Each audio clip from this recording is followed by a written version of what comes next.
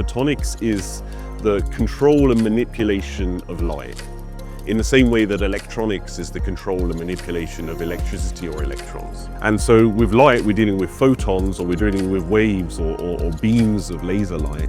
And the idea is, how can we use different material properties and different configurations of geometry in order to manipulate that light to do something useful? Quantum technologies are essentially technologies that harness the quantum nature of light and uniquely quantum effects. For example, superposition, where you can have quantum state that is in two possibilities at the same time, or entanglement, where you can have quantum effects shared across a large distance. Over the past decades, our technology has become so good, and this opens quite a lot of opportunities, because if you can control, for example, single atoms or single electrons, then you can have amazing spatial resolution in sensing. Even beyond that, you can have access to some phenomena and effects which are only prescribed by quantum mechanics. These effects can give you some advantages in sensitivity and in, for example, computational powers.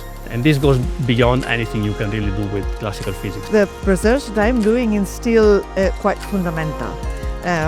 But it is oriented towards the realization in the future of a so-called quantum network, the quantum internet.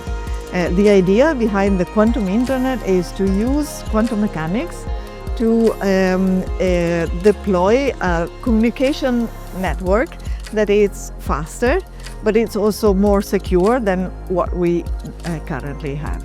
The idea is to use to encode information into the state of single photons, that is single particles of light, and use these single photons to carry the information over long distances.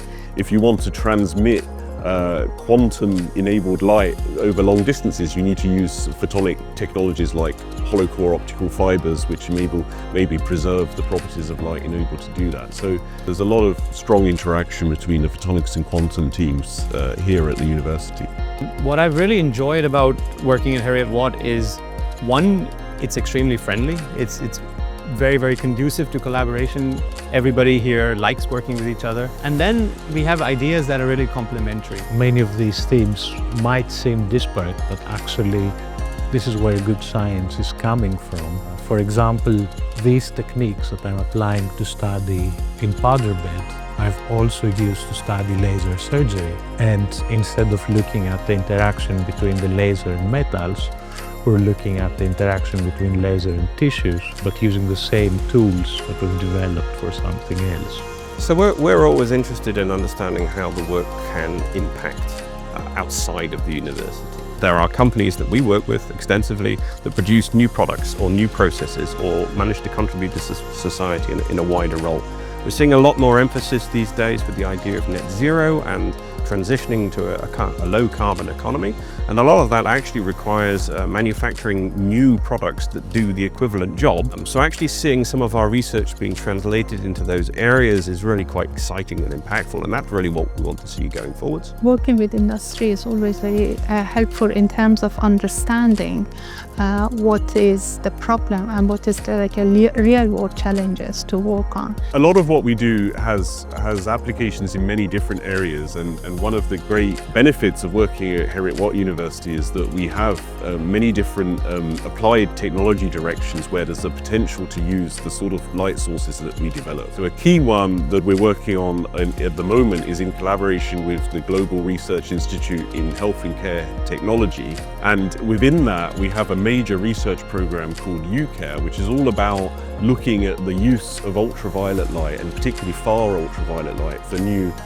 health technologies and health therapies. The Global Research Institutes here at Heriot-Watt really bring together a sort of ecosystem of end users, system developers and research that combine together to really produce a powerhouse of research in a particular area that would otherwise really be missing. If we want to make more accurate measurements of the climate in order to establish how the climate is changing, how quickly it is changing, whether humans have a role to play in it, we can do this through developing better technologies, and quantum mechanics enables us to do that with a better sensitivity or possibly cheaper than we could do it before. Our research is going to be key to some of the future quantum hubs that are moving forward. So these are the quantum sensing and imaging and timing hub and the quantum enabled position navigation timing hub. So it's really important for us to get our technology into these hubs and turn the technology in our lab into real world applications and real useful technology. So the quantum technology hubs in the UK are probably one of the biggest things that happened in the world for quantum technology. A lot of the programs that are out there now in Europe, the US and around the world are based on the quantum technology programs that were set up in the UK. Heriot-Watt is leading the hub for quantum networks, where the goal is to develop some secure quantum communication networks together with, again, other universities and other industrial partners. And I'm also part with this research of a hub which is targeting biomedical research, with the idea that if the sensitivity and the spatial resolution of quantum sensors can go much beyond what is classically possible, enabling us to diagnose diseases earlier. When the first phase of the technology hubs kicked off in 2014, there wasn't a work package for satellite-based quantum communications. And then in 2017, they demonstrated satellite-to-ground quantum communications, and I've done several demonstrations since then. That kicked off a kind of global interest in satellite-based quantum communications. And then the next phase of the quantum hubs that were funded in 2019 then had a work package focused on space, which is paid for a CubeSat mission called SPOC, which stands for Space Platform for Optical Quantum Communications. Excitement really comes in where we can see the applications coming through and providing real benefit to the end users. The technological improvements that people have seen over the last 20, 25 years, a lot of it has actually been driven by photonic technology. It's behind the scenes, if you like. It's the engine that's powering the technical revolution.